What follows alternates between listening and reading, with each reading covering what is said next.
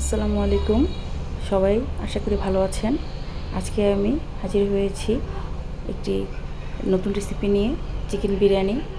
আজকে ওয়েদারটা একটু ঠান্ডা ঠান্ডা, সকালে ঝিরিঝিরি বৃষ্টি হচ্ছে, তাই ভাবলাম বাচ্চাদের বায়না করা বিরিয়ানিটা রান্নাই করে ফেলি।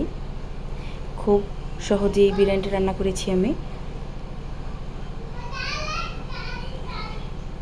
চুলায় কড়াই বসিয়ে দিচ্ছি। প্রথমে আমি মাংসটা রান্না করে নেব। চুলায় কড়াইতে আমি পেঁয়াজ দিয়ে দিয়েছি তেল। আমি প্যাকেট মশলায় রান্না করব।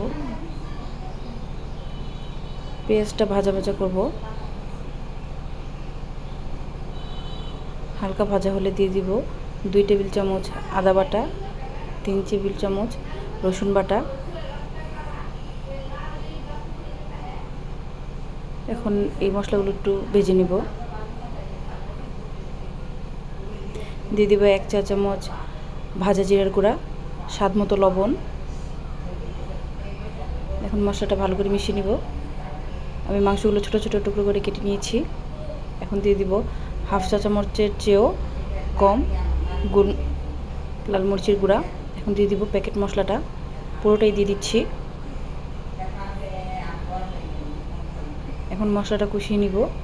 মশলাটা কষানো হয়ে গেলে ধুয়ে পানি ঝরিয়ে রাখা মাংসটা দিয়ে দিব। মাংসর সাথে মশলাটা ভালো করে মিশিয়ে নিব।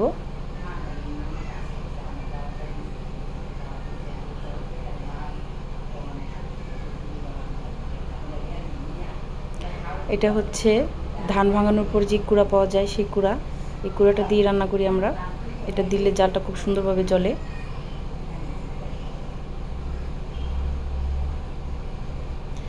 আমার মাংসটা প্রায় হয়ে এসেছে।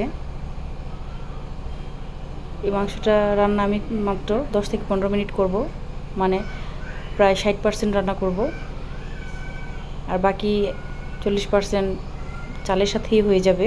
দিয়ে দিচ্ছি ফালি করে রাখা কাঁচামরিচ। বাচ্চারা যেহেতু খাবে, তাই আমি ঝালটা একটু কম দিব। আমার মাংস প্রায় সেদ্ধ হয়ে এসেছে। দেখুন তেল বেরিয়ে এসেছে। এখন মাংসটা নামিয়ে আমি চুলায় বসিয়ে দেবো। বিরিয়ানি রান্না করবো যে হাঁড়িটা, সেই হাঁড়িতে আমি তেজপাতা, আস্ত গরম মশলা এবং পেঁয়াজ দিয়ে দিয়েছি। এখন তেল দিয়ে দিলাম।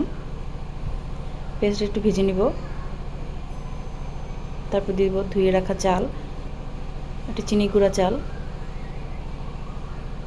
চালটা দিয়ে একটু ভেজে নিব। আমি আদা এবং রসুনের পেস্টটা একটু পরে দিব, না হলে হাঁড়ির তলায় লেগে যাবে। চালটা ভাজা হলে দিয়ে দিব 2 টেবিল চামচ রসুন বাটা এবং 1 টেবিল চামচ আদা বাটা। এখন এটা মিক্সড করে নিব।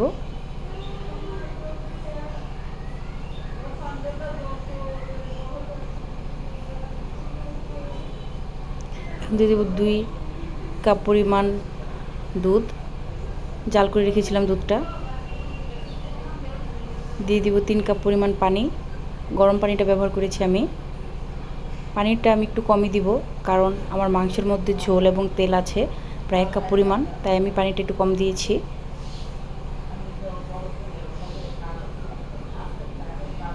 দিয়ে দেব লবণ, আস্ত কাঁচামরিচ। এই যে দেখুন, মাংসটাতে তেল এবং ঝোল রয়েছে অনেকটাই, তাই পানিটা কম দিয়েছি। চালটা ফুটে উঠলে আমি এই পর্যায়ে দিয়ে দিব রান্না করে রাখা মাংস। এই পর্যায়ে মাংসটা দিলে মিক্সড করতে সুবিধা হয়। আর একটু পানি কমে গেলে যদি আমি মাংসটা দিই, তাহলে নাড়াচাড়া করতে গেলে চালটা ভেঙে যাবে এবং ভালো করে মিক্সড করা যায় না। তাই এই পর্যায়েই আমি মাংসটা দিয়ে দিয়েছি। ভালো করে চালের সাথে মাংসটা মিক্সড করে নেব, যাতে সবগুলো জায়গাতেই ঝোলটা পৌঁছে যায়। আমার রান্না প্রায় হয়ে এসেছে। এই পর্যায়ে দিয়ে দেবো ঘি